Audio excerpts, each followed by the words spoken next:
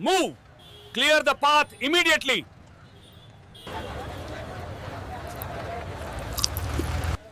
This is your final warning. Clear this area now. You are blocking the pedestrian walkway. सुबह का समय था। शहर के सबसे व्यस्त बस स्टैंड पर हमेशा की तरह भारी भीड़ लगी हुई थी।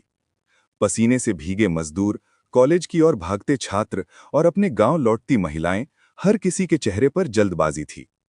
इस भीड़ के बीच एक साधारण सी महिला हरे रंग की साड़ी में खड़ी थी। उसका चेहरा पसीने से तर था, लेकिन उसकी नजरें बहुत शांत और स्थिर थीं। उसके हाथ लगातार समोसे और पकौड़े तल रहे थे, एक के बाद एक, बिना रुके। वहां मौजूद किसी को भी यह अंदाजा नहीं था कि पकौड़े तल रही ये महिला कोई मामूली औरत नहीं, बल्कि जिले की नई कलेक्टर यानी डीएम नैना शर्मा थी। डीएम बनने के बाद नैना को शहर के बस स्टैंड की हालत को लेकर कई शिकायतें मिली थीं। यात्रियों की परेशानियां, पुलिस की मनमानी और भ्रष्टाचार की खबरें उनके कानों तक पहुंची थीं।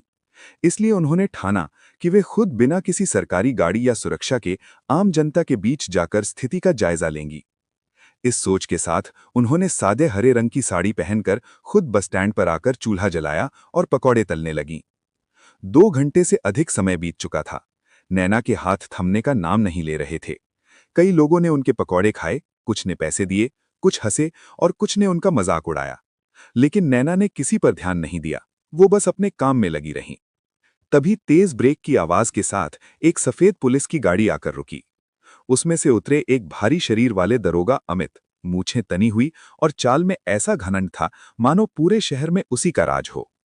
उसके पीछे 2 सिपाही थे, जो जैसे किसी राजा की सेना हो। अमित ने चारों तरफ नजर दौड़ाई और सीधे उस पकौड़े की दुकान की ओर बढ़ा जहां नैनो पकौड़े तल रही थीं। अमित बिना कुछ कहे आगे बढ़ा, एक प्लेट उठाई और 4 पकौड़े रखकर चबाने लगा। कुछ देर बाद उसने कहा, ठीक है, तेल ज्यादा नहीं है, स्वाद भी ठीक है, चल तू ठीक ठाक काम कर रही है। नैना ने उसकी बातों का कोई जवाब नहीं दिया, बस अपने काम में लगी रही। लेकिन जब दरोगा पकौड़े खाकर बिना पैसे दिए जाने लगा तो नैना ने सीधे कहा, पैसे नहीं दोगे क्या? अमित रुक गया और पलट कर देखा। क्या कहा? नैना ने शांत लहजे में दोबारा कहा, 4 पकौड़े के 10 रुपए हुए, दीजिए। वहां खड़े कुछ लोग चौकन्ने हो गए। किसी ने मोबाइल निकालने की सोचने लगा, लेकिन भीड़ चुपचाप देख रही थी। दरोगा ने कदम बढ़ाकर कहा, तुझे पता है तू किससे बात कर रही है? नैना ने उसकी आंखों में नजरें डालकर कहा, आप चाहे जो भी हों, अभी ग्राहक हैं और ग्राहक पैसे देता है। इतनी सी बात पर दरोगा का घमंड फूट पड़ा। उसने गुस्से से कांपते हुए अपना हाथ उठाया और पूरे जोर से एक थप्पड़ नैना के गाल पर मार दिया। थप्पड़ की आवाज इतनी तेज थी कि आसपास खड़े लोग देखते रह गए। कुछ ने मोबाइल उठाया, लेकिन किसी ने कुछ बोलने की हिम्मत नहीं की। नैना चुप नहीं रही। उसका चेहरा लाल हो चुका था, पर उसकी आंखों में आंसू नहीं थे, वहां सिर्फ आग थी।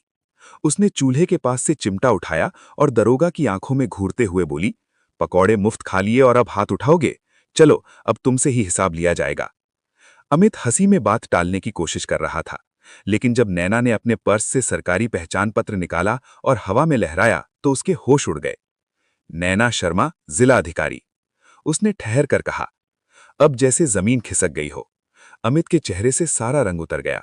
वो लड़खड़ाते हुए बोला, मैडम माफ करिए, मुझे नहीं पता था। पता नहीं था इसलिए थप्पड़ मारा। ये तो अच्छा हुआ कि मैं डीएम निकली। अगर कोई औरत होती तो क्या तुम यही करते? अमित ने गर्दन झुका ली। उसके पीछे खड़े सिपाही अब पीछे हटने लगे। भीड़ अब वीडियो बनाने लगी थी। नैना ने वहीं खड़े एक लड़के से कहा, फोन ऑन करो, वीडियो बनाओ। आज इसे सबक सिखाना जरूरी है। ये गलती नहीं, अपराध है और अपराधी को सजा मिलती है। नैना ने तुरंत अपने फोन से एसपी को कॉल किया और बोली, एसपी साहब, मैं नैना शर्मा बोल रही हूं। बस स्टैंड पर आपके एक दरोगा अमित ने मेरे साथ बदतमीजी की है और थप्पड़ मारा है। तुरंत सस्पेंड कीजिए। कुछ ही देर में पुलिस की गाड़ियां वहां पहुंच गईं। नैना जानती थी ये सिर्फ शुरुआत है। थाने में सच्चाई का सामना। नैना ने ठेले के पास रखी पानी की बोतल से हाथ धोए, चूल्हा बंद किया और गहरी सांस ली। फिर उन्होंने सिपाही से कहा, अब चलो थाने, असली नजारा वहां देखने को मिलेगा। बस स्टैंड से थाने की दूरी ज्यादा नहीं थी। नैना के पीछे 2 कांस्टेबल और एक युवक चल रहा था, जो हर पल की रिकॉर्डिंग कर रहा था। रास्ते में कई लोग सिर झुकाकर नमस्कार करते गए। कुछ आश्चर्य से देख रहे थे कि कोई अफसर इस हालत में बिना किसी काफिले के पैदल क्यों चल रहा है। लेकिन नैना ने किसी से कुछ नहीं कहा। करीब 20 मिनट बाद नैना थाना परिसर पहुंची। जैसे ही वो गेट के पास आईं, किसी ने उन्हें पहचाना नहीं और रोकने की कोशिश की। किधर? गार्ड ने पूछा।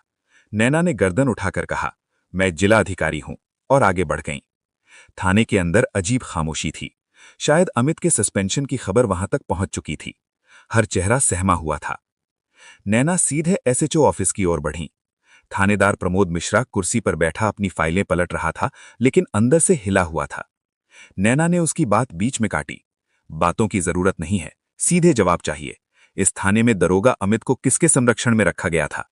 कहां से मिलती थी उसे इतनी हिम्मत कि वो महिलाओं पर हाथ उठाए, वसूली करे और थाने के अंदर ही अवैध धंधों को पनाह दे? अब थाने का माहौल बदल गया। पूरा स्टाफ एकदम शांत हो गया। नैना ने अपनी जेब से एक कागज निकाला और प्रमोद के सामने रखा। ये थी शिकायतों की सूची।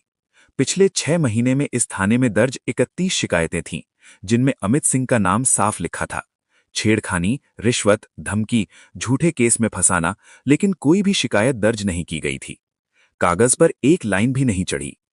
शाम तक शहर में ये खबर आग की तरह फैल गई थी कि डीएम ने खुद थाने में छापा मारा, सस्पेंडेड दरोगा की फाइलें जब्त की और कई वरिष्ठ अधिकारियों को लपेटे में लिया। मीडिया चैनलों की गाड़ियां थाने के बाहर जुट गईं।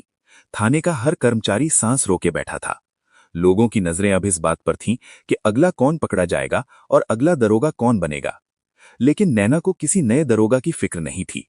उन्हें सिर्फ इतना करना था कि शहर की जनता को भरोसा दिलाना कि कानून सिर्फ ताकतवर का हथियार नहीं, बल्कि हर आम आदमी की ढाल भी हो सकता है।